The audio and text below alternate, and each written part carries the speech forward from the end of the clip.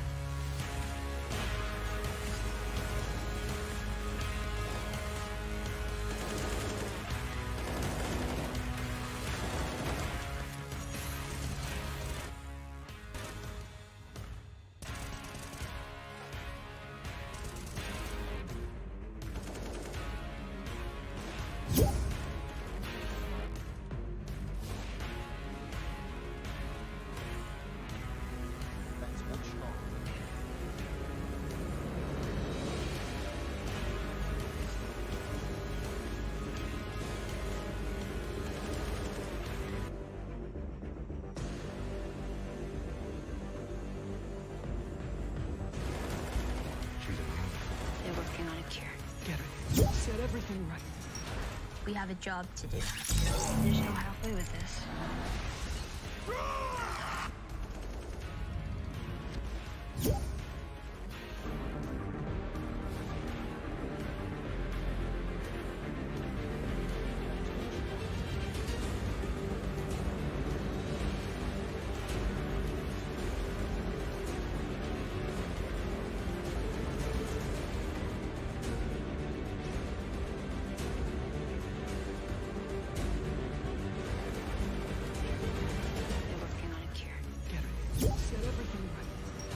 We have a job to do.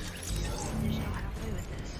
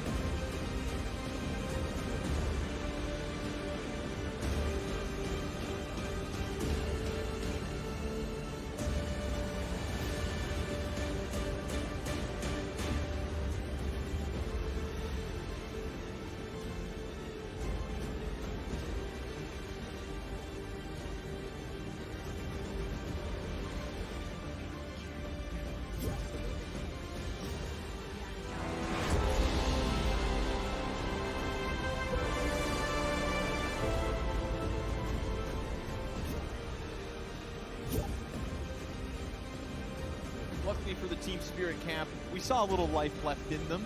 They got battered and bruised at the start of that first 15, but now here we are, 7 rounds to the Team Spirit side, 8 for the Ninjas in Pajamas. And of course it will be that CT side of the Ninjas map pick for them to try and close out this series 2-0. To start off an excellent IEM Katowice run to get straight into the group stage. To skate through a plan where I think some had Team Spirit painted. Of course, it's not elimination for Team Spirits, but it's not the fastest route. Ninjas in Pajamas.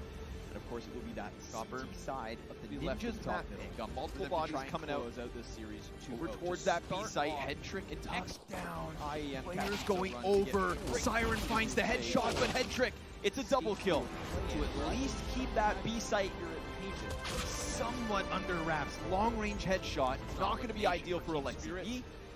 Magic's fastest the route. ninjas of pajamas. What you doing, buddy? Ooh, there's the B flank coming in as well. We got some nasty pistol players though from Spirit. Ready to go. Pressure here, getting some space. Siren finds the headshot, but Hedrick, Retake it's a might double actually be a kill. little awkward here for At him. least keep that B site Brolin is the somewhat high under HP player. wraps. Is Long most range ready to headshot, fight. not going to be Looking ideal for the Alexi. cross. Magic. Tells me they're going to be able to figure this out, but What you doing, buddy? they're also taking a lot of time. There's the B flank coming in as well. Reel back We got some just nasty in pistol case. I players, guess though, they go from down Spirit. catwalk. Now it's confirmed. Retake B site. We've got a kit on the back site. Oh, and Alexi actually gets the cat player right before Config comes around. Magix can't find anything further. And if those gushes on Config and Alexi were just straight up frags, then it would have been on Brolin to 1v2. But Config and Alexi get away with just enough health to make that look comfortable for NIP. Yeah, man. That's both pistols in this game, and actually both pistols on Nuke as well for the Ninjas. 16-7 over on Nuke. Actually gets the cat Say player the right pistols before helped out, Config though. comes It didn't look around. like they were in Magix can't jeopardy find anything at any further. point. If those gushes on Config and Alexi So were pistol will just be straight up unfortunately frags, part of the story here then it for would have been Team on Spirit, but it Brolin will be the to whole 1v2, story but Config and if Alexi things get go away with sour. just enough health Now, to of make course, in that this look game, much more comfortable competitive. for NIP. Even with a pistol win, seeing as they got a decent comeback going in that first half. So we don't want to talk about them like they're dead. And this buy, wow, so heavily into the riflers. So little utility. It's all going to be on Wonderful. Unfortunately, part of the story here for Team Spirit, but it will be the whole story. Top If, mid play here things from go Chopper. sour. Now, of Got course, in spotted. this game, much more competitive.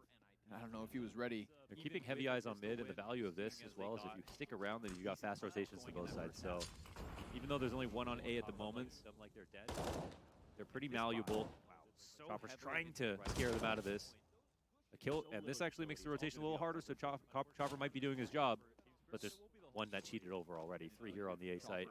Serving up an excellent distraction. NIP looking like they want to press out. They're in transition right now. They're moving. Yep. Not just sitting back, not playing responsively. And again, this one flash from Wonderful is all they've got. Oh, Magic's fast as hell. Incredibly clean onto the Brolin frag. Now, we got pressure on the other two defenders. 40 seconds to that clock. Siren looking for something. Hedrick's just going to keep this one tucked. And between him and Rez, something wonderful could have gone down, but Patsy with a superb wall bang. And Rez, trigger discipline. Config sets up that third kill, so Rez is still thriving. And as he goes up, Rez dismantles the A play. 4 kills, all him. That is such a wonderful clip out of Rez, man. Those 2 kills, and with just the right amount of patience, make sure that he can lock down both calmly. Uses the fact that Hedrick just got spotted, that a second teammate died on the site. Very hard to read that site out of Spirit after these kills come down, and Rez plays that advantage to a T. Wonderful 1v2 in the end as well. Oh my god. That is such a wonderful clip out of Rez. Those are the clips you always imagine when you think of Rez. Just the right amount of patience, make sure that he can lock down both calmly. 10 secured off that one. NIP send Team Spirit down into the Deagles. And honestly, when Brolin got just smothered by Magix that fast inside of ramp, the Patsy wallbang? Dude, it's crazy to think if Rez shoots right away on the first guy, he can get 2 kills in a round. He sets himself up so beautifully for 4, just with some patience in between the first and second. 10 secured off that one. NIP send Team Spirit down into the Deagles. And honestly, when Brolin got just smothered by Magix that fast inside Argument of ramp, for the silenced M4 the Patsy is still wallbang. strong. Dude, it's crazy to think if Rez shoots right away on the Hell, even in the pistol. he can get 2 kills. USP advantage of sitting behind Van on that B site. In between the first and second. Hedrick gets away with 2. But I mean, everybody knows screw the P2K. Different conversation. But simple. Uses the MP7 and the B2K. Yeah, well, you can't be the best all the time. Still. Brolin, make a bit more money here. Config shuts it all down. We've got 4 players up for NIP, so not only this big pop-off out of Rez towards that A site, looking like Hobbit did at the start of this day, dismantling IHC. Well, now it's a one-man army from the Ninjas, and 4 alive after that. Insta buy-up from Spirit, still no op on Wonderful. The MP7 and the B2K. Yeah, well, you can't be the best all. We saw him get it a lot. I think money-wise, they did a good job of making sure it was always in his hands in that first half, but yeah, needed him them both.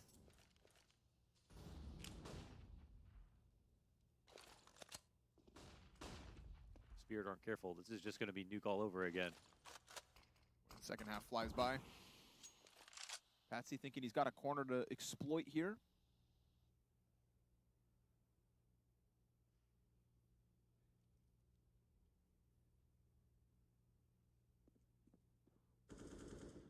Now the late window smoke comes in. They're going to threaten this setup, and since there's no one at the bottom of Cat, Alexi can only support with some utility. The flash will come in to release tension, and the beautiful play from Config and Alexi. Again, little A1S highlight reel, fallback, and Rez catches Patsy on the underpass push. The buy from Team Spirit gets nothing. Yeah, annihilated. That's such a wonderful tactic between Alexi and Config to, if Alexi stays alive and they don't smoke him out, I think they just sit and wait. They've got the high-low setup on Cat, but as soon as that changes and the window smoke comes down and they know Spirit are about to pounce, they are ready for that exact play. So reading perfectly into that style of mid-control that Spirit wanted to bring, showing their preparation. Runs deep here. I think we even see it with Chopper just playing inside of the door, jiggling it, kind of an anticipation for the flashbang, for that forward aggression. But like you said, NIP don't do it until the util comes out. And where is Chopper at that point? 5 feet in front of the doorway, blinded, stuck against the wall. They use their own utility as a tell against them. Well read, well timed, and well executed. Now Magix can hide in this corner, but if he dies after time, this could just be salt in the wound. And even if Alexi dies right before, He's being very careful about this clear. Deep T peek. He got him.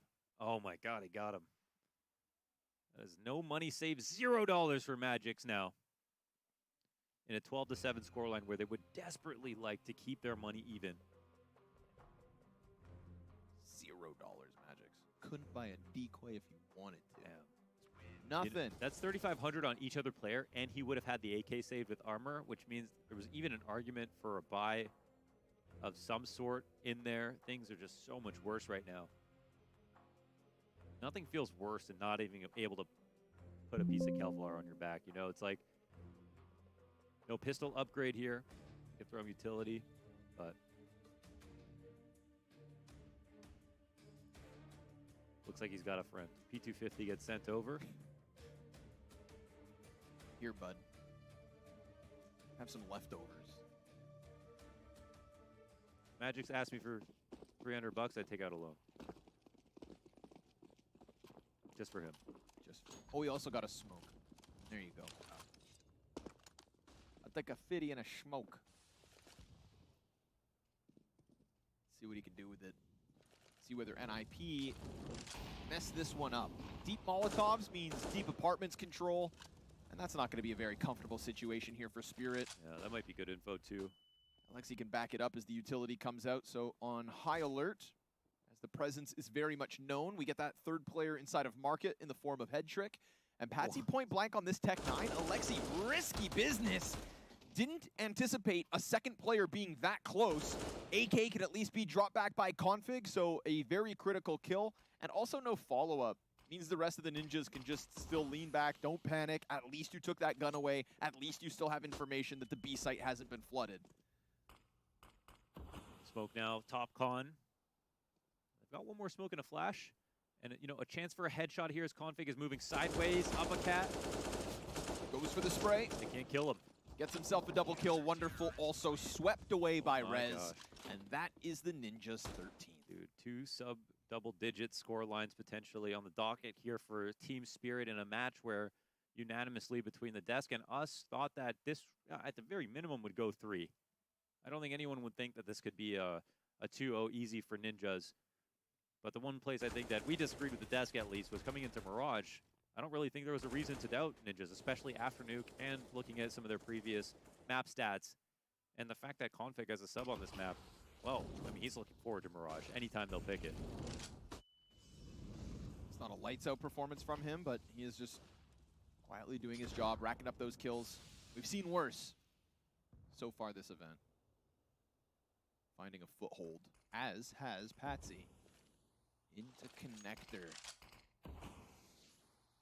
Of course, his teammate's not nearly in position just yet, so it's going to be quite some time before he can really pounce on a play. Magix will be left here with him, and the bomb's going to get escorted back around towards A ramp. So we're going to get the split coming out here from Spirit. They've got a smoke on Wonderful, but Magix killed by Config, didn't react to it. Patsy tries to take his place and gets naded down to 60 HP, fire on his feet, but Patsy's still able to answer back on Alexi. So that's something here to work with. A-Site could very well be compromised. Spirit. They're all responding to Patsy right now. He eats his own flash. Not ideal. But Config also blinded, fallen down. Double kill out of Patsy here in mid-control.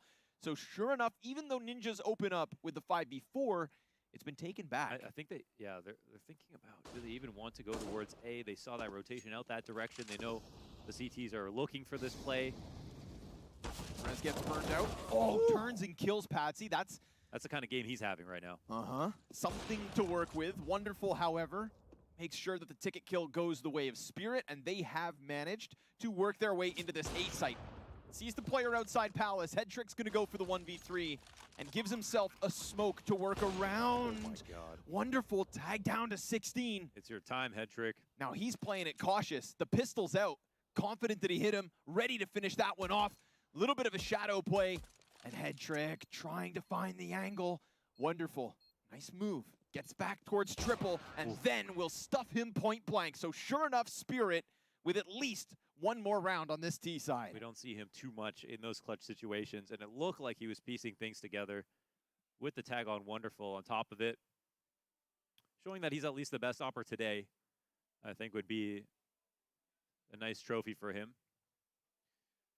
But, well, this round, just all about Patsy winning inside of mid, punishing twice CT aggressions. And Alexi just, sitting duck in the window, trusting that Molotov to do all the work, but I think hearing a tag and not responding to anybody being down there. Heartbeat out of Team Spirit.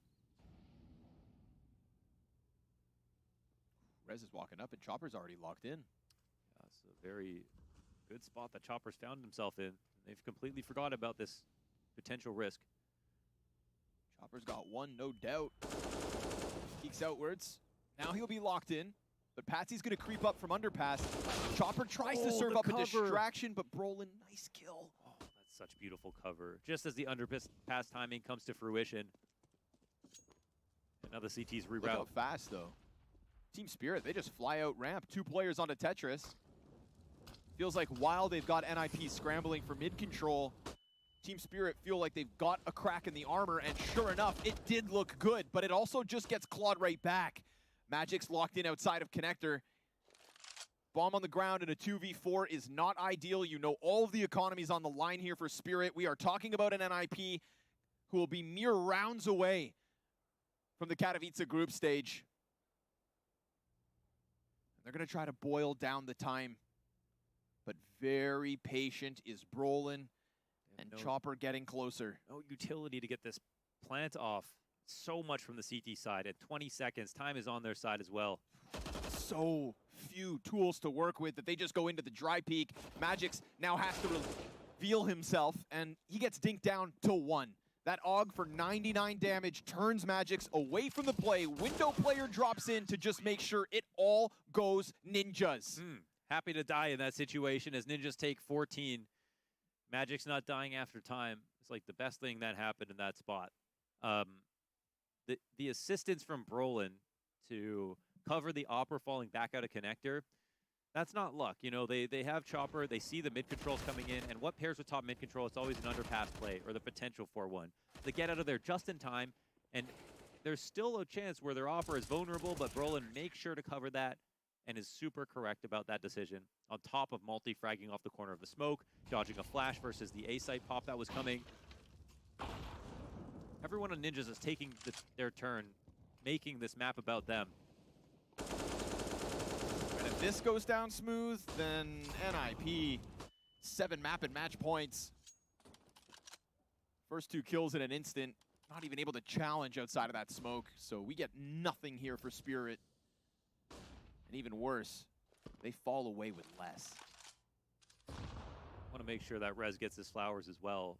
What a great map he's had. For sure. Config, gonna make sure Wonderful goes down. Rez, last man is just away, but it's one. It's a silver lining, the slimmest of silver linings out of Magic's. And here we are, sure enough, 15 for the Ninjas. So this CT side now, we can look back, talk about it as it's almost over. Excellent. Yeah. A singular round for Spirit, and it only comes 6 rounds in. Both pistols, full conversions, you know, a 6-0 start on T side, a 5-0 start for Ninja's CT half, very much justifying the Mirage pick against Spirit. It's not side dependent either. Spirit failed to put together any CT rounds on Nuke in the second half. It's just the second half of both these maps that have gone awry for different reasons. But we can say that Ninjas didn't look good. Looked good in all 4 halves so far across these two, even if they gave up a little bit of a lead in that first one. Again, he's going to get away with it. Chopper coming through with the res frag. And they got 4 pistols in this series so far. Ooh, op shot goes. He ducks right under that op shot. Goes over him. And they can't punish it. Chopper walking through. Here's that movement. Marketplace player. Oh my god. Oh, dude, Chopper's got options. He's going to gun down Config. It's pretty easy to trade in this spot, but he can delay for a long time. Oh, okay, they kill him fast. Wow, that's such a brave move from Brolin, actually. Every player was coming at him. You got to appreciate that. Murder hole, ticket, all 3 of the remaining Ninjas go for that kill. They wanted it then and there, and understandably, Chopper trying to serve up a distraction so that these other 3 Ts could just try to somehow slip out onto this A site, but no matter where they go or what they try, it is Team Spirit to get trounced by the Ninjas in pajamas. And the Ninjas didn't look all that convincing coming into the day versus MIBR. One of the shakier opening best of ones. They had to claw it back in the last few rounds. And versus Team Spirit, back-to-back major top 4 finalists throughout 2022, and they will start the play-in with a best-of-3 loss versus Ninjas in pajamas. A team playing with a stand-in, but a team where the roles all make sense and the individual levels today looked great. You got to appreciate them, man. That was unbelievable. You don't want to draw too much from any one single series, but after groups, there was reasons to believe in NIP to start the year off. Now they look good in the play-in. They have Config, which is a boon to their Mirage. He's not a liability over on Nuke. Nuke getting played more often is also very promising for NIP. There are just so many things right now that you have to wonder how far they can go. And Spirit, they are no slouches. Again, Dark Horse at all these events, some very good placings when they've appeared in the past year. But ultimately today, they didn't look like they had any of that gusto that they had from last year. And that has to change if they want to survive the play-in. It absolutely does. They'll be sent down into the lower side of things. Still plenty chances, of course, for Spirit. That best-of-1 win, meaningful, but not today. Not Spirit today.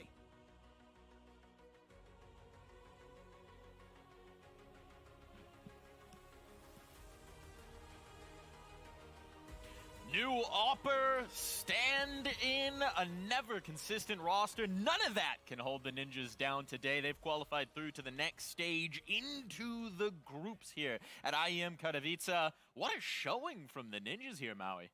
This was a game that Kasada and I both pegged where Spirit were the favorites. That what we saw from them in the earlier BO1s would have indicated that. The recent form of Spirit, at least making it to playoffs at the Rio Major, everything was working for Spirit. And also against NIP, they're playing with, I wouldn't even call them a stand-in anymore. They did say they're going to be using Config for the season, so this is the roster they should be moving forward with. But it's basically off of a couple days of practice. I talked to DJL recently. They were practicing with Maxter at Blast, and they just switched over to using Config, and they're already looking like a team that can actually take down what we considered one of the teams that was more of a lock to make it through the play-in. Yeah, it's definitely like something surprising, but I got this vibe from NIP back from the RMR, if you remember, when they like ran through the whole thing and qualified for the Rio. But the same thing is happening right now, but it's more surprising and more like it's good for them, obviously, that they had so little time with Config to actually prepare for something like this. They come in and then in the first day they qualify for the group stage of the things. And it's quite impressive. I didn't expect that. They were absolutely the better team in every aspect of the game since round number 8 of the first map, right? tactically, individually, op-wise, like everything was going their favor. Confidence was on their side too. You can see that the fights they're taking, and it's just it's good to see for NIP that despite the circumstances, they still qualify for the group stage.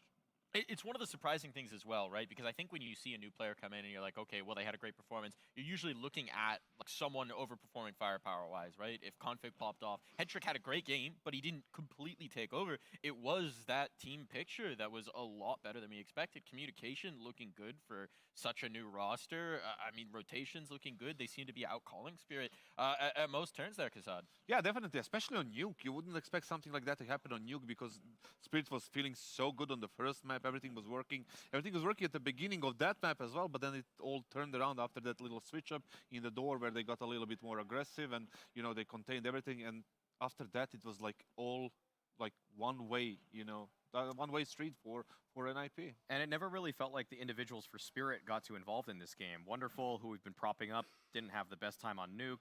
Not the most memorable performance on Mirage either. Patsy took a while to get into this one. I think by the end of the second map, he had a positive KD, but it was like barely positive. And he's a guy that I think has so much more to give. And I think we're going to see that as Spirit keep playing moving forward. But I also think that this is kind of, it's harder for Chopper to call when some of his individuals are performing well beneath what we thought they would be bringing.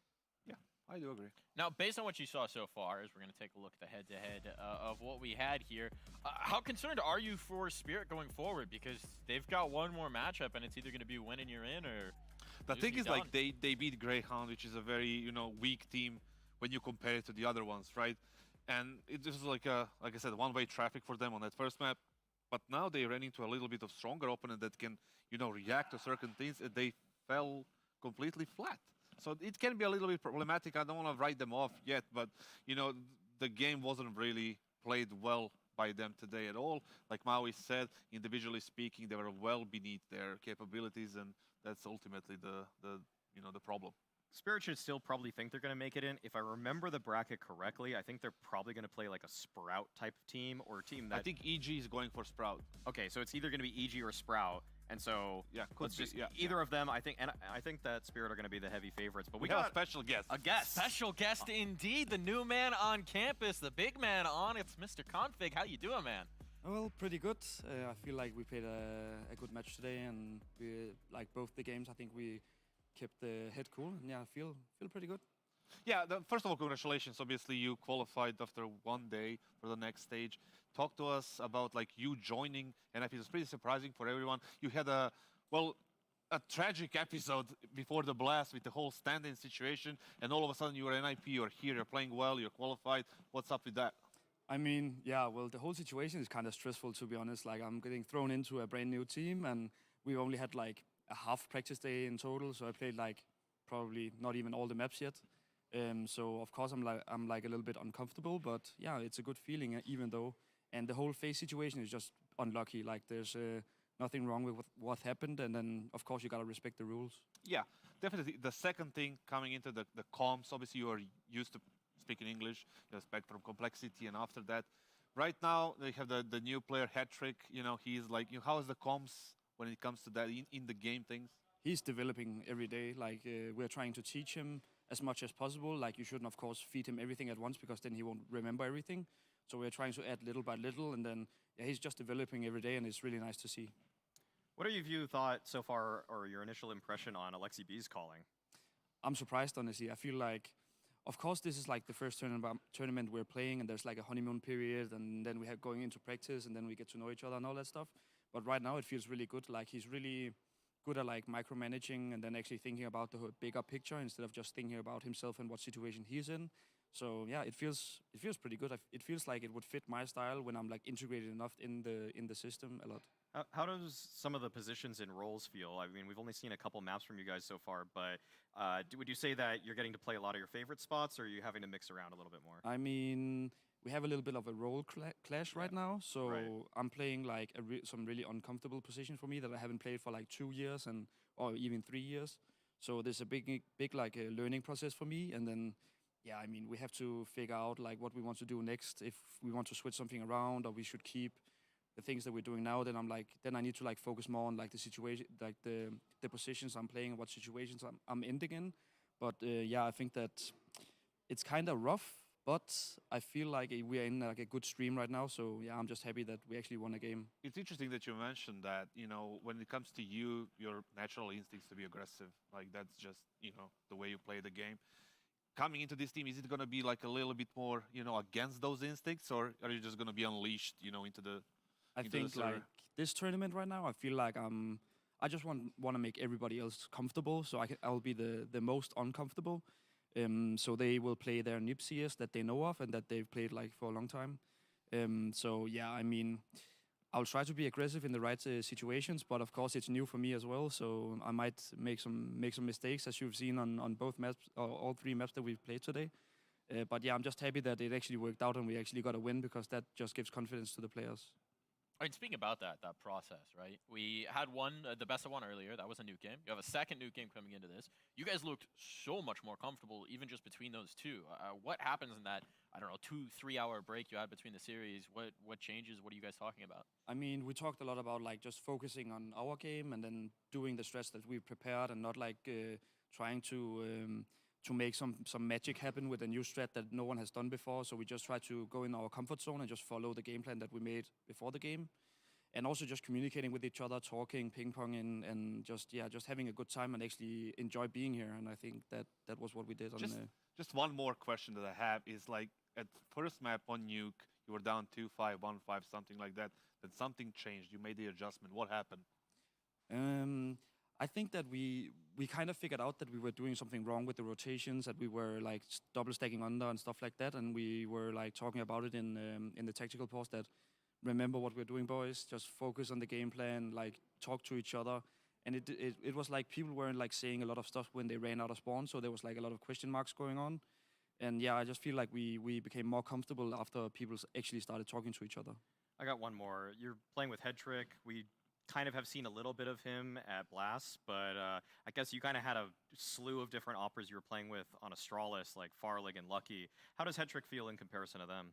I mean, he's like a young Monesi, right? You gotta form him into being a really good AWPer. He has a lot of stuff to learn, but he wants to learn so bad, and he's playing the game, he's watching demos, so it's like, it just feels really healthy to having a guy like that on the team that wants to like just suck all the information in that you're giving him, and then yeah, he just brings a good mood to the team, so he's just a really good guy, to be honest. I know you guys keep queuing up yet one last, but we've got some time here. They had a 2-0. It was very quick, so we got a little bit of time here. Sticking on the Headtrick question, right? I think one thing that I've really been enjoying, that it's always interesting to see when players make that jump up, is he's done a little bit of the interviews. You know, we've seen him on the player cams, and I'm getting this impression that, I mean, this is a big stage, right? This is the biggest he's ever been in. There's a lot of cameras. There's a lot of lights. That's a transition. You've been in this circus for a long time at this point. You have a lot of experience with it. Is that something that you and the rest of your teammates are sort of helping him to adjust to, the things that aren't just in the server, right? There's a lot of adjustment outside of it. I mean, like, he's an ice-cold killer, to be honest. Like, we don't really learn him that much about, like, being here as a teammate. If there's anything he wants to talk about, we, of course, talk about it. And we also have Trolls, who's helping us out in the team, Robbel. So, yeah, I feel like we're just doing what we need to do and then focusing on the games. And if there's something uncomfortable, like before the matches and stuff like that, we try to fix it instantly. But he haven't said like anything like, "Oh, I'm so nervous, guys. I'm so uncomfortable." And from his game style, like what I've been spectating, it doesn't look like he's that nervous. You mentioned Trolls Roble. I mean, I know he's kind of got part of your support staff. Could you tell us about like his role and what he's actually fighting? He's a everything man. He does everything for the team. He helps the players, talk with the players. He makes us talk to each other. He forces us to do activities together. Not forces, but like he's saying to us like, you should go on a walk together. You should go work out together. You should go talk together and stuff like that. So it really boosts the team's confidence in each other and like makes us more friends than just colleagues, which I think some teams are. And I feel like that's a really good thing. What's his exact position title? I would just call him the king, to be honest. The king. Okay. I think it's like. Well, I'm a hand of the king. Oh, there you go. Okay. That's a connection here. That's a connection here. I had something and it left. Well, no. Let's talk about your opponents here, right? Spirit. They're a team that it feels like over the last year they were a team that no one really wanted to play, right? They're a very scary team in any circumstance. They made deep runs at the majors. You know, very impressive. A little more meek than we're used to seeing them. What was your impression being on the other side of the server? They're really strong individuals. But yeah, honestly, I don't even remember that much from them. Like, I just remember getting one tapped a couple of times and getting fucking shot in the side and stuff like that. But yeah, I feel like they're a really strong team, and they maybe just had a bad day. But like, you cannot say that all the time, right? When the underdog wins, like I felt like we deserved the win today. Oh yeah, absolutely. We're better in every aspect of the game. Ever since that little timeout on the beginning of the nuke, it completely changed in your favor. And like I said, it was a one-way traffic for you guys. Played well, proved us wrong, and good luck on the second stage. Yeah, I mean, congratulations again. We are going to finally let you go. Thank you for putting up with all of our Thank you so interrogation. much, That was a boys. You'll ton get of knockers all information. around here. Congrats, man.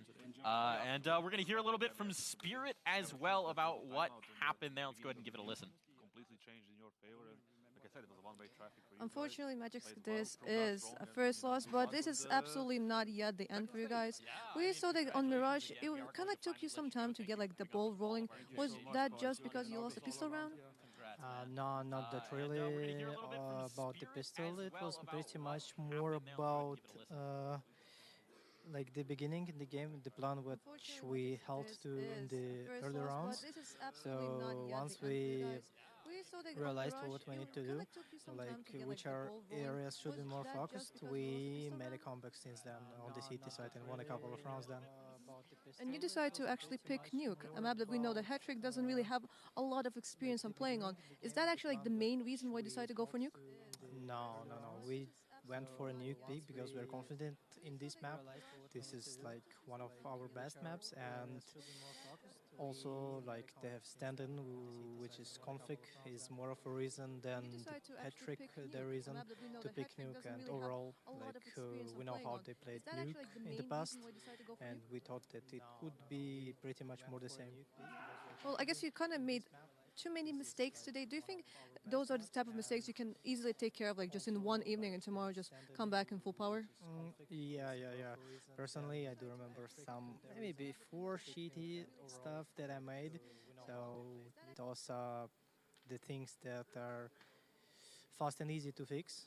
So not sure about what about others, but I think there's not a big problem to fix some stuff and play tomorrow better. All right, then. Good luck tomorrow. Thank you. Well, now having heard from Magix himself, how are we feeling? Just a bad day at the office, very correctable, or should we be concerned here? I don't think like it's a bad day. I mean, NIP played well. Yeah, true. Let's just admit what it was, right? And you cannot say like it's a bad day because they played the first game very well against Greyhound. Everything was running smooth, and they ran into a stronger opponent who played better at the end of the day. So it is it. So they go back to the practice room, see what they can do better tomorrow or whatever they're playing, and then they just go from there. So it's an all right thing that Maggie said. So for them, just need to go back, review the things that they need to do better, or they need to keep doing well as well. So it's just all about that. It's fair to say that I think a couple of us were kind of wanted to make this hipster pick that Spirit were going to go really deep in this event, even though we haven't seen them play since Rio. And it's possible that they are not able to sustain that sort of performance. I do think that they're going to qualify. I think they're definitely going to qualify for the main event here, but it's also very possible that they just have a group stage run at it, that they don't actually make it to playoffs. Because I know, what was it, like Scrawny was saying they're going to go deep or something. He was calling himself brave on the cast, which was a little bit self-indulgent. But I'm also going to say that I said something self-indulgent. I mean, I said Patsy was going to be good. So You're we both did, just You said so he's going to be the brave. best in the world. I said there's a possibility that he could No, be the best you entry said frag. he was. I said he definitely could be. Oh, here comes the qualifiers. Here comes the couch People always forget the statements. qualifiers, so maybe I should just never make them. I'll never make them. never Stand making them by again. it. I'm never making them again. Maui Sure. will never qualify a statement again. Only bold statements here. Well, that was certainly a bold series. We've got another bold series to wrap up the day. I'm very excited for this one. It's going to be Furia and Big. One more team making it through into the next stage of competition. I mean, either one of these is going to get wild. Oh, well, It's gonna we'll be a have to great find time. out. No words from that. There's no words to say. You'll hear a lot of them after this.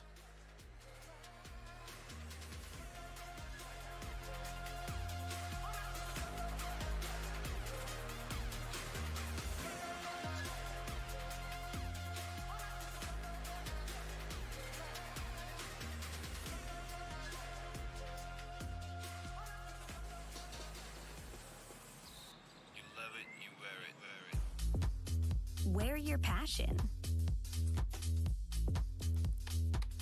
Share your passion. Wherever, whenever. Gaming is a lifestyle. Get your merch at shop.eslgaming.com.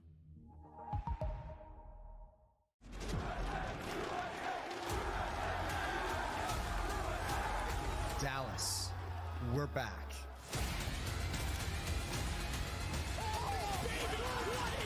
Counter-Strike is in our DNA.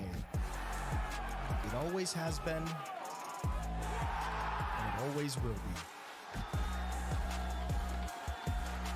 And now we are once more returning to where it all began.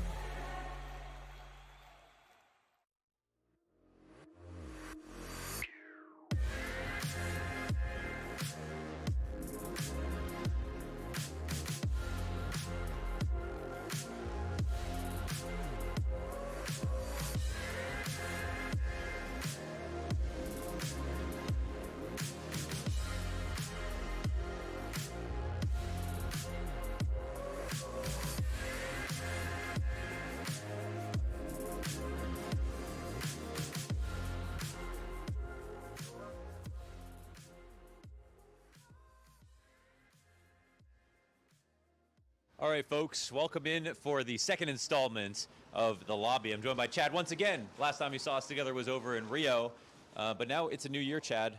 How was your vacation?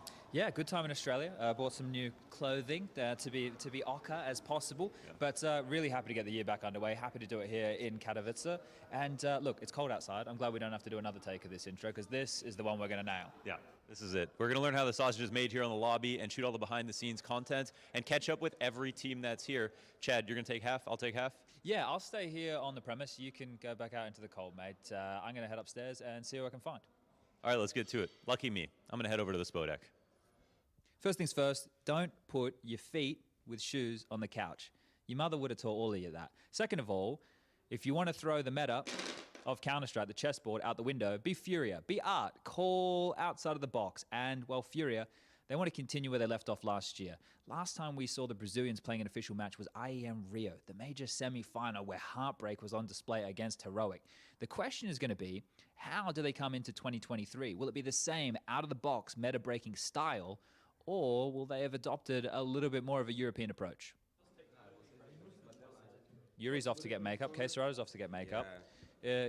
Look, I've been talking to players about how they feel about makeup. How do you feel about makeup? Look the safe.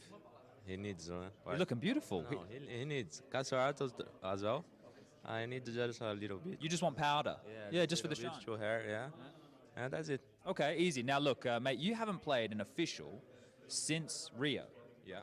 How does that feel? It's such a long time. Bro, when I guess in the beginning of the year, I want you to go to boot camp already to play. Now we are here, and let's see. Hold up. Hey, Drop. How you doing, man? I'm good. How are you? Yeah, not too bad. Now look, no pressure, but I picked you for my fantasy team. Oh. Yeah. I think you're gonna farm me some points. Are you gonna own? Yeah, I hope so. You hope so.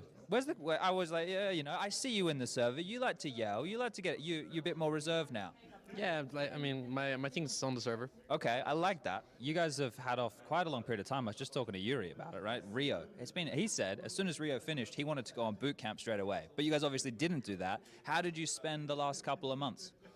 We just chilled with our family and friends, and since the start of the year, we just came to Serbia to start a boot camp, and we are just practicing every day because we like what we feel on Rio, and we want to live this one more time in another championships. Okay, all right, that sounds good. Let me go and pass to R. I'll see how practice has been going.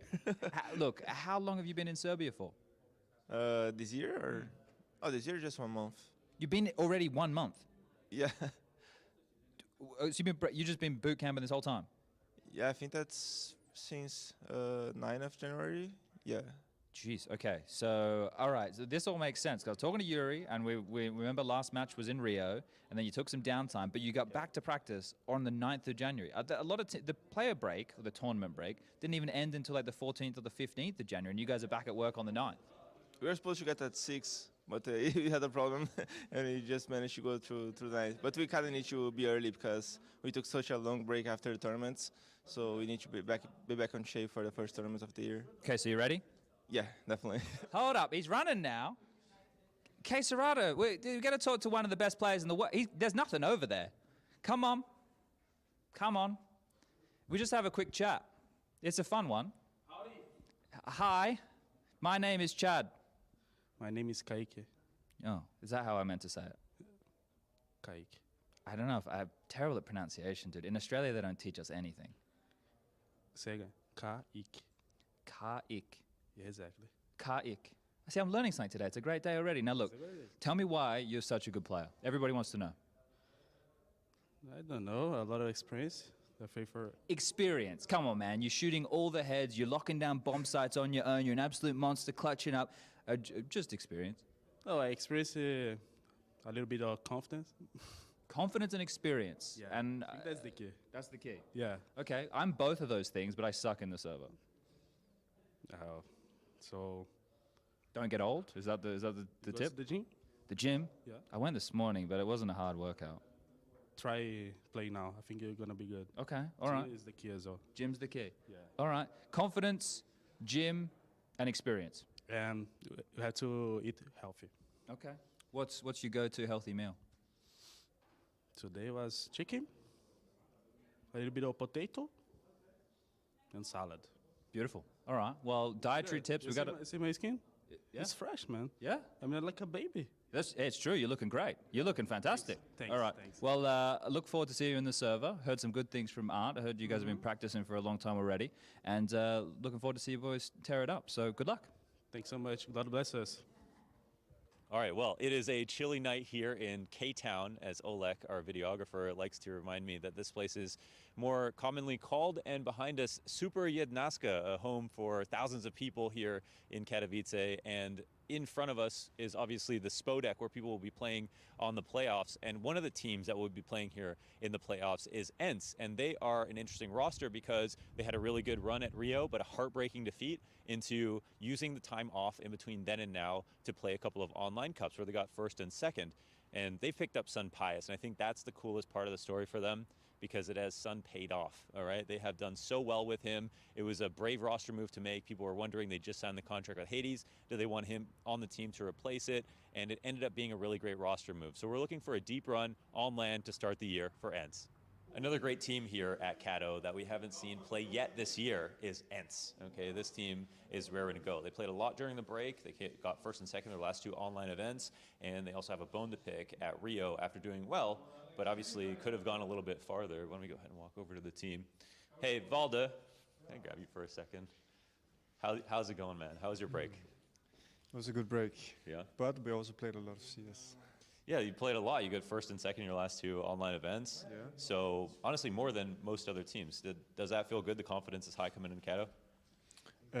Confidence is high, but obviously, like, since we didn't play any officials for close to 2 months, then obviously it's kind of hard to know where you stand compared to the other teams. So I think it's mainly about like playing our game and testing out our strat book this event, and then I think we have a tough path as well in front of us. So let's see how it goes. A lot of expectations, honestly, even though we haven't seen you play for a while. Rio was a really great showing with a new roster.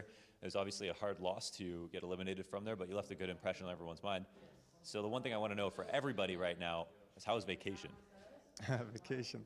I know you went somewhere hot. Nah, actually not. Opposite. I went skiing. Oh, you went skiing? Yeah, for the first time in 10 years or something. So the first 2 days just, had a lot of crashes. Yeah, you crashed the first 2 days, and then the last couple of days, everything was Gucci, right? So it was fun. Good luck in the tournament, man. Thank you. All right, it's great to talk to Valda. Another team, again, ENCE with extremely high expectations coming into Kato to start the year. This is going to be their first big event. They're going to have land to show things off, and I think they go deep. I think they go deep. It's difficult to come up with an intro for NIP. This team has just, had to change another player, and this is through no fault of their own. Hampus is out on leave, and, they've brought in a player to win. They're not promoting somebody from the Academy League for a limited time. They are bringing in a big dog. They're bringing in Config. He's an action-packed player. We know what he can deliver in the server, and now he's going to be alongside Alexi B. You've got Brolin, you've got Rez, some handy riflers, and of course Headtrick on the AWP as the newest signing. NIP, it's hard to know what to expect from this team. There wouldn't have been a lot of time for practice, and they have an awful lot of firepower that Alexi B is going to have to micromanage. Gentlemen, as they come down the stairs, Config looking fantastic in an NIP jersey. How are you feeling? I feel good. How are you feeling, Sponge? Bloody beautiful, mate. Rapid fire questions. Brolin, Hello, mate. Who's going to be more aggressive, you or Config? Me. You? Yeah. All right, confirmed. I'm speaking really fast. Head Trick, I don't think we've officially spoken before, but you're AWPing now for a legendary squad like NIP. Are you going to make your way to the grand final of your first ever Katowice and do a Monacy cosplay? Yeah, I'll try to do it, and we should do it, I guess. Okay. Yeah, all right, fine. Feeling confident. And Alexi, one of my favorites. So, look, you now have to micromanage a brand new team that I'm sure you haven't practiced a lot with.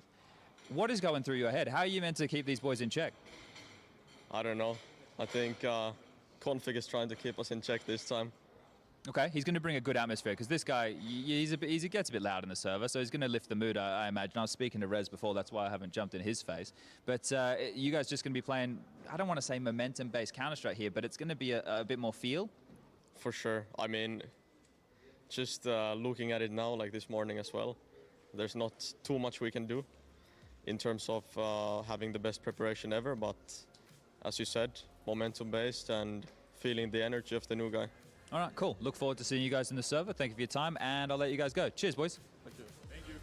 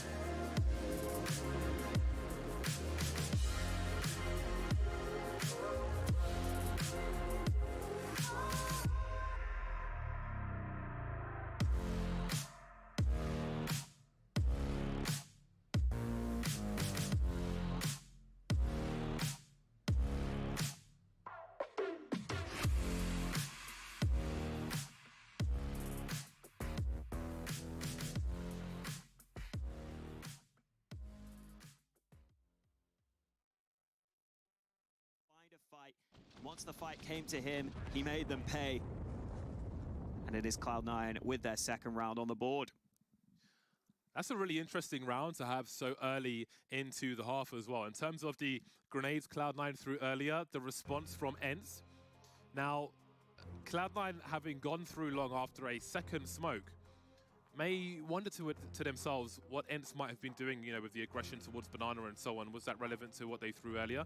Will they do a similar start to another round and maybe play differently? Maybe ENCE do something different as well. I think we'll have to keep an eye out for that in the rounds to come, as we are only in round 6. Tactical timeout has come and gone, and we'll soon be back into the game. It also initially looked like Cloud9 were going to double back and go to A for a second, but I think once Axile got that kill, that's when they went back to B. So definitely a really dynamic round from Cloud9 there. Dynamic across the map. Now in this one for ENCE, a couple of weaker weapons in the fray, but not too bad overall. It's going to be Buster leading the way up Banana. We'll touch on that later as we get the nades exchanged back and forth early. And a very passive setup from ENCE this round, looking much more standard. Apart from Sunpius having the dualies. Not so standard to see in a gun round. Yeah, not quite his usual affair. Towards the tree, oh boy. Exile has been weeded out, and there goes Buster as well. Great round so far for ENCE. This is the kind of action we need to see from them if they are to take it to a third round. And they are ready for a response on the other side of the map as well. Nafany absolutely drilled like it's home improvement. 5 versus 2 now for ENCE. This is comfortable. This is the big lazy boy chair. They're in the driving seat. They're happy. Hobbit and Shiro have a long 45 seconds ahead of them. Always nice when your first kill is Exile as well. Yeah, he was instrumental for Cloud9 in the first map of this series. Looks to be coming into this one hot as well with 3 early kills. Absolutely neutralized though on this occasion. I think it's worth touching on Buster being the addition to this squad. The first time we've seen him play for this roster here at Katowice, because this is the first map I've seen where they've switched up a lot of positions in their T-side default. So it used to be Axile being that entry man up Banana with Nafany helping him. Now it is Buster who seems to be the space taker on Banana, with Axile playing a bit further back. So those sorts of changes could take a little bit of time to figure out. With Buster being the recent addition, maybe him and Axile are going to have to figure out that chemistry. And now it looks like it's actually Hobbit being the lurker over towards Apartments, which is where Inters used to play. So a lot of roles shuffling here. And that means we will get to see a little bit of a test as to how up to speed Cloud9 are on a map that they clearly still think is their strength that they've picked, despite having changed some of those spots.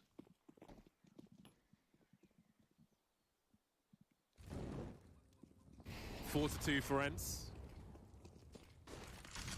Obstacle avoidance on Banana.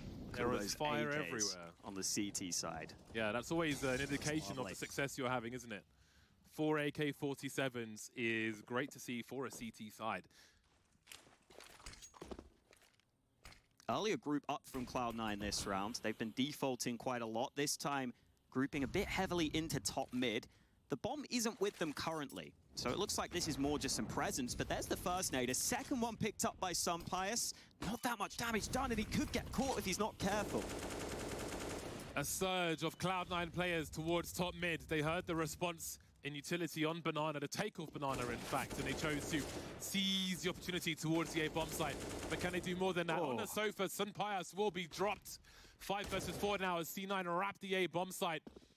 And it will be cleared, it will be bleached, apart from this position where Valde is in the pit now, trying to stay alive as best he can, looking for another one, but Nafany will just about squeeze him, pip him to the post. An expensive round now for ENCE as Mudden's the only man standing near T-spawn. Not much for him to do versus 4 Cloud9 players.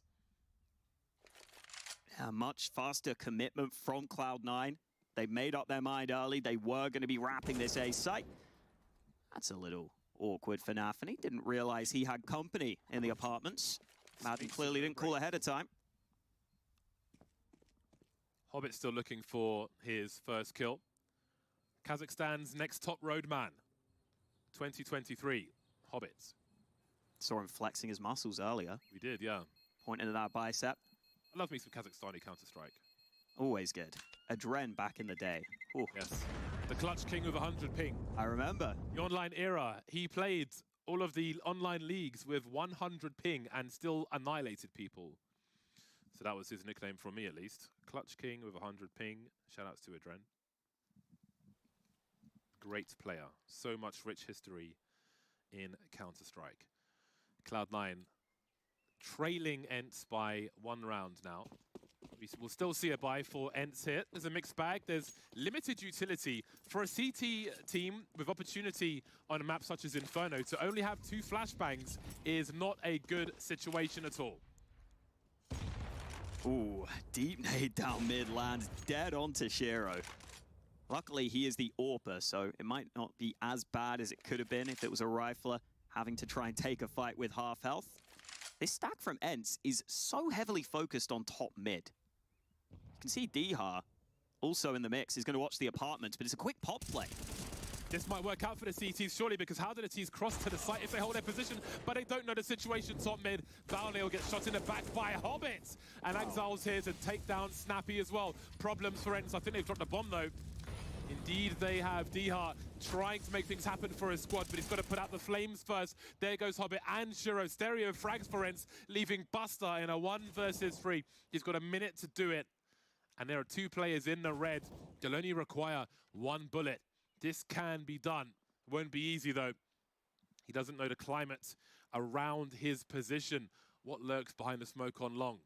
40 seconds now as we have rifle support in the apartments. 35 seconds on the clock. Trying to figure where is out that bomb? Yeah, he can't quite figure it out. Doesn't want to look at the floor here. It is on the bench next to him. There we go. Concealed by the body. Now, where does he plant? 20 seconds, full commit. CT start to move forward, but again, 2 players both in the red swinging out of the apartments. They could both fall very quickly indeed. Buster, we'll see 1, but a trade will be here from Dihar. Another round in the bag for Ents, but that had to be scary for them. Yeah, I love the way Ents played that in the 3v1. You allow the bomb plant, sure, but you've got everyone grouped up, coming in from short and the apartments. You've got different angles of elevation to deal with, and you're all just going to be together in that final fight. This was just complete chaos, though, out through the apartments. And initially, I thought once Snappy went through the smoke, it was going to be an issue, because it looked like the site was lost, and Ents had a lot of problems towards the site itself. But Cloud9 actually had a couple of players come back, and even that player falling through the smoke that ended up being costly. Still enough money for the buy. Here's a run boost. Sampius wants the early action. And there's no AWP up against him. He's got free reign at long range. Ooh, actually landed that shot, I think, onto Axile, just through the wall. Ooh, that grenades. Oh, man, I thought he had that one. Buster will be traded, though, but that's an early disadvantage for Ents. You can see Cloud9 try to take the advantage. Fishing for a second frag. We'll see Sampius is rotating over. He's got a flashbang, not sure if it'll come in time. Now Snappy might be able to bait them forward, actually. Sampius will post up, looking for a jump or a boost. Completely rotating position. Confident in Sampius now, posted up with the AWP. Hasn't been seen yet towards the B-bomb site. Cloud9 just cutting noise and holding position for now. Hobbit still lurking towards A, but how do they get back into this game? There's been a lot of discussion in the past about Cloud9 being a team willing to go for those dry peaks and whether it works or not. And in that round, for Nafany, it did not pay off for him. He pushed alone, he went down, but Hobbit's position could still be scary. Aggression's coming in. Actually, he hasn't spotted the aggression. Oh, but now he will, and they're both in their backs turned. Hobbit takes down 2, and now they can bring the bomb back to A. 25 seconds to do it. There must have been a sound cue. Unbelievable opportunity. Hobbit's patience pays off, but Dihar is still here. They might think the bomb site is free. Will they even check it properly? Shiro's running in with the bomb in his hands. On double stack, though, Dihar can do nothing about that. He has to play off of his teammate here. They have no clue. Sampius has to find something. He's got to find a way. He's got to get close enough. When Dihar pulls the trigger, down goes Shiro. There's the surprise. Exile takes down Sampius. 1 versus 2 now. Dihar touches the bomb. 10 HP. He needs someone to peek. They have to peek him. He will be denied, though. That was a nervous one. But it will go to Hobbit and Exile. Hobbit proving his worth once again. Yeah, doing a great job lurking over towards the apartments. And as I was saying previously, that's a new position for him. But he's just got such a good feel for the game, such an experienced player. It's what he provides to this Cloud9 team. And that really was the difference maker in the round. As soon as he caught these two players out, they're able to come back. And unfortunately for Dihar, even though he was a jack in the box, a surprise that just popped out on the bomb site, he can't line up 2 kills, and so it doesn't make the difference. Mag 7 for Madden might be a jumping shotgun play. I've seen it before. Always got to watch out at this half wall. So rare to see the Mag 7 fully committed here. Shiro likes a knife ball. It's almost like a love story where they're just stuck on the opposite side of the wall. So sad. A lot of action early on in this game.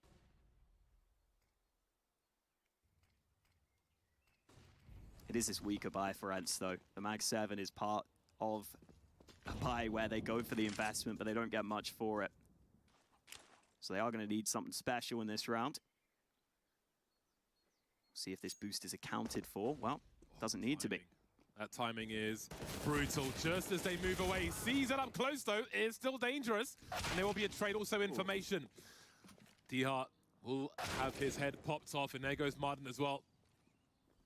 Mag 7, we hardly knew yet. 2 MP9s remain though, and they could be dangerous. Make it 1. Valde, one of the more awkward clutch attempts for him. 1 versus 4 on the site with an MP9. Holding an off angle, hello's the Hobbit, finds himself 2. Can he get to the AK? I don't think he can. Rings the bell, but can't do the rest. Difficult for Ents. They were broken the round prior, and they're broken somewhat more now. Still in eco territory as Cloud9 tie the score. Nice isolation of those fights from Valda, and that damage is decent. It's just a shame for Ents that they themselves are going to be out of cash after this round. I think he had enough for maybe 3 kills with the MP9. That's how many bullets you got, really. But when 4 players are swarming you, no shot, no hope in hell. And I think Cloud9 realized that was the last of it for Ents. They've got the Mac 10s out. I'm sure they will be looking to make some money. Oh, boy. You love to see a big damage grenade. All that red. A sea of red, if you will. While this eco goes on, I just need to say that I really want to see Shiro with a beard. Damn. Someday.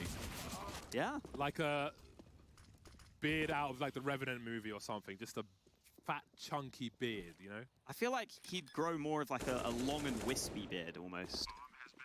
But maybe one day he'll get the full Revenant going. I wouldn't mind it. Cloud9 will soon be taking the lead in this series. Again, if you didn't manage to see the first map of this series, the pick of Ents was Anubis. I believe the second one we have seen in Katowice so far. And we saw a very strong Cloud9. Stand-up performances from the likes of Exile and, of course, Shiro. Both teams fighting tooth and nail for these early rounds on Inferno as well. Got a tactical timeout from Ents as they discuss the way forward. Yeah, how many rounds do you think Ents need out of this CT half here? I mean, ideally, you'd probably want like 8. And so that's not going to be easy. I think as long as you keep it fairly balanced, you're open to it on Inferno. I think the question for Ents is, are they going to be able to make it chaotic in the second half? Because Cloud9's CT sides are generally really solid. Or at least they have been on past iterations of this roster. So if they have a way to make it chaotic on T side, you know, maybe they can get away with it. But that's not easy to do on Inferno. I think we're in a tough spot here, just in general on this map. Shiro is picking up that AWP on the T side. Some teams like to rock the full rifles instead on this map. Here's Madden up close, caught in the corner. Buster actually bails on it, so they're going to allow Madden to stay safe for now. And he dodges all those nades really well. Yeah, Cloud9 looked like they thought they were walking into a trap.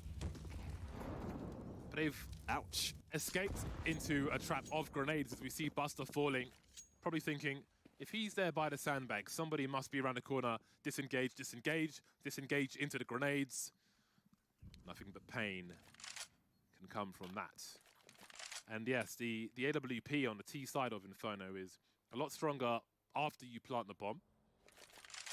That's where the real magic happens. And that's what Shiro's so good at as a player, but he doesn't often play for the picks himself. Maybe needs to in this round because they are a man down early. Or maybe it will just be the execute instead from Cloud9, trying to see if they can get him into one of those post plants.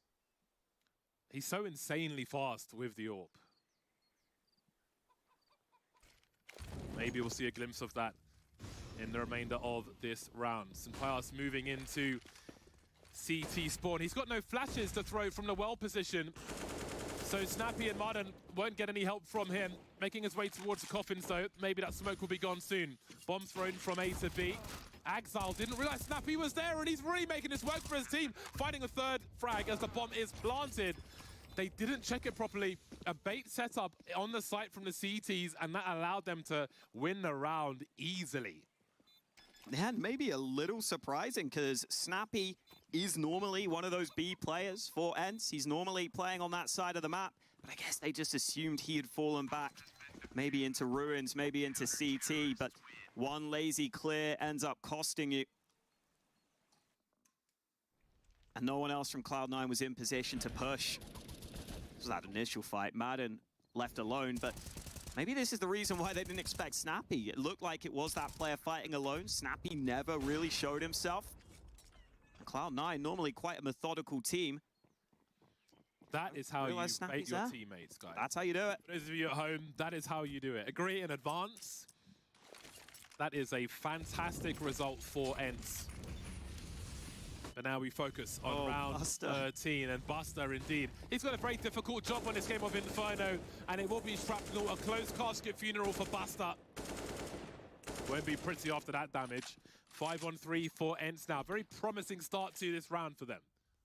I think when ENCE have challenged Banana, it's been pretty effective for them against Buster and Axel so far. They're almost always getting damage. This time a few players stacked towards B early, get them the advantage.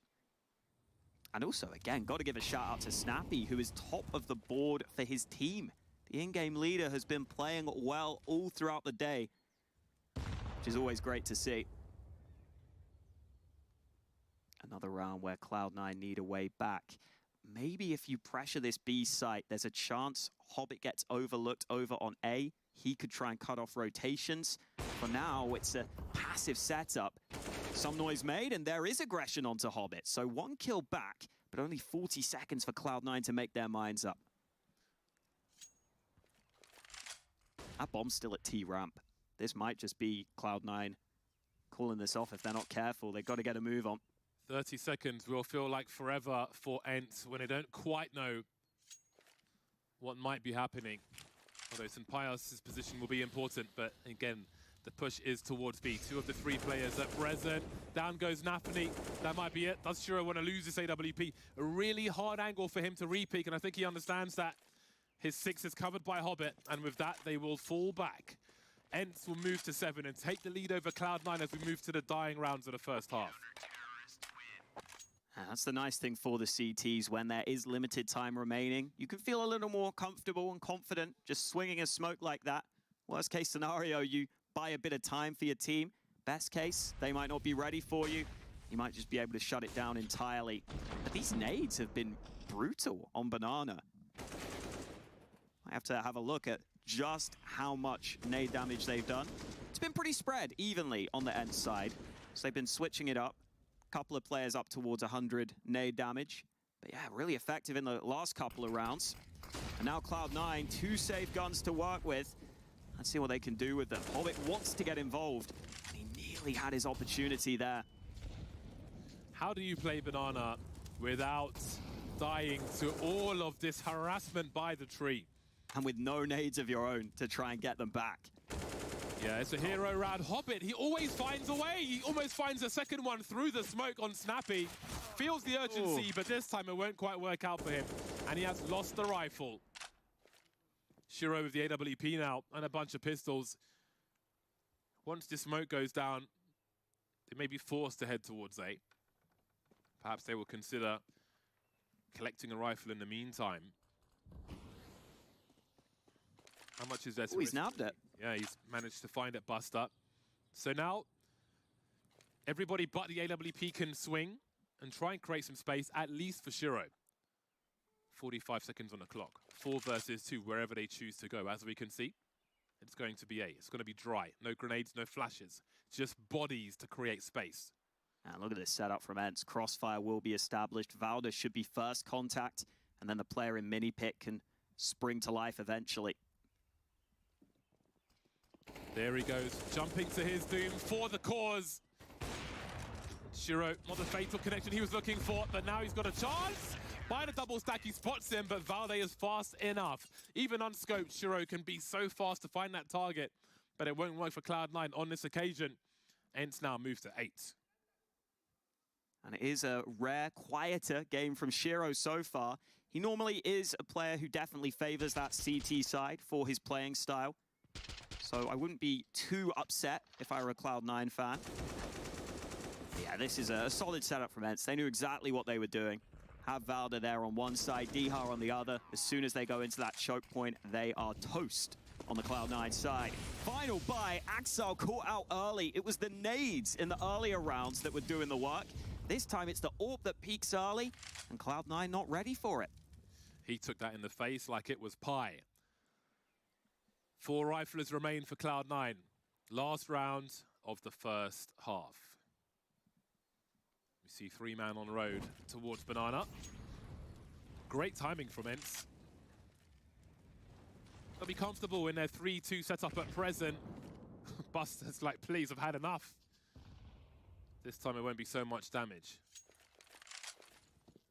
Nafani will extend the bomb over to his teammate. That's the point man looking for the entry. Snap smart and looking for the second. There it is. And that might be the shutdown in the last round of the first half. Oh, the one bad smoke from ENCE is so costly. Massive gap for Nafani. He just waits. He figures they've put this smoke down to try and compete. ENCE have to try the retake.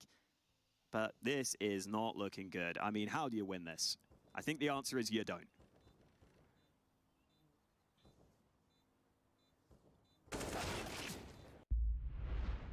She's immune. Robust. They're working on a cure. You get her there, and you said everything right. There's always something bad out there. Infected, raiders, clickers.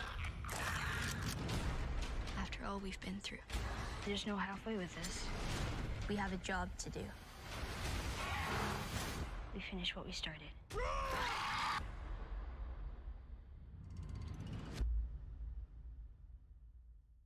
Both sides, and again, ENCE on the back foot, not having won their pick of Anubis first, coming into Inferno, needing to deliver, winning the pistol at the end, but it was definitely a stressful half for both sides.